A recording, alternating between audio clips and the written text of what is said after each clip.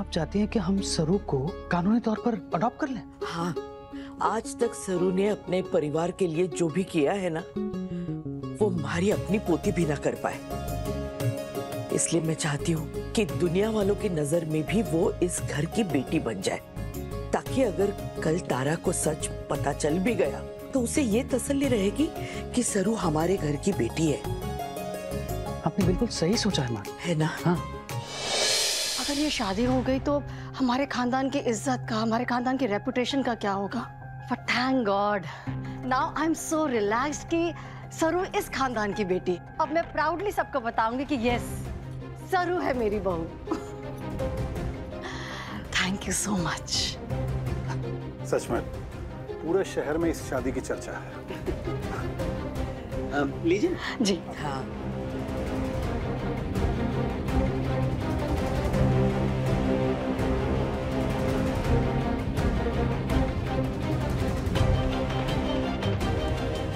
तारा सरू का सच ना सुन पाएगी। उसे गृह प्रवेश के बाद बता दूंगी। उसे अभी कुछ ना बता सकती मैं। अच्छा एक बात बताओ, तुम्हारी मायरी हमारी शादी में क्यों नहीं आई? उर्मिला जी की वजह से? वो उर्मिला जी और कामिनी जी के सामने ना आ सके ना, इसलिए। सरू की मायरी को झिझक तो होगी। उर्मिला जी उनके पति की सेकंड वाइफ जो है। उर्मिला जी और कामिनी जी के सामने हमारे को नकली पोते का नाटक करना पड़ रहा है, इसलिए मायरी ना आ सकती उन दोनों के सामने। और वेद साहब ये बात कितने अच्छे से समझ रहे हैं। हाँ तो क्या प्रॉब्लम है? एक काम करते हैं, वो नहीं आ सकती तो हम चलते हैं उनसे मिलने। खरेस हमारे पहली बार मिलने की जगह। सच में? हाँ। आपको पता है वेद साहब, माहिरी ने मन्नत मांगी थी कि अगर हमारे को आप जैसा जीवन साथी मिले तो हम रामनाथ जी बाबा के मंदिर में जोड़े से जाकर पूजा करेंगे। मुझे याद है वो मंदिर। तो ठीक है फिर चलते हैं खरेस। मायरी से मिलना हो जाएगा, खरेस देखना हो जाएगा। अब सब ठीक है, वेद साहब हमारे साथ है और उन्हें और तारा मासा को हमारा सच भी पता है।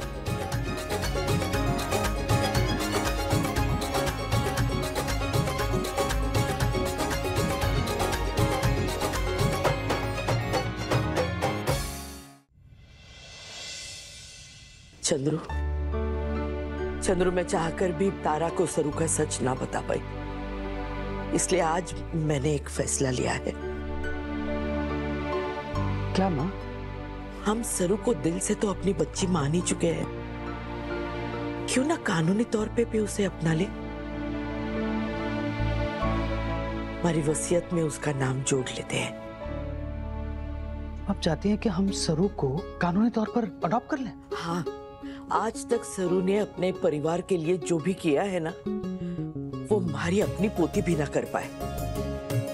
इसलिए मैं चाहती हूँ कि दुनिया वालों की नजर में भी वो इस घर की बेटी बन जाए, ताकि अगर कल तारा को सच पता चल भी गया तो उसे ये तसल्ली रहेगी कि सरू हमारे घर की बेटी है। आपने बिल्कुल सही सोचा है माँ। है ना? हाँ। आप हमारी इस बात से सहमत है ना? सरू सच में हमारी ही पोती है। उसे अपनाने का फैसला लेके तुम उसे उसका हक दिलवा रही हो। ठीक है, फिर मैं जल्द से जल्द लॉयर को फोन करके उन्हें सारे पेपर्स बनाने को बोल देता हूँ। ये वाला जो विल है वो भी उन्होंने ही बनाया है। मैं कल के कल उन्हें सारे पेपर्स रेडी करने को बोल देता हूँ। फिर सरू कानूनी तौर पर हमारी बेटी बन जाएगी, हमारे परिवार का हिस्सा।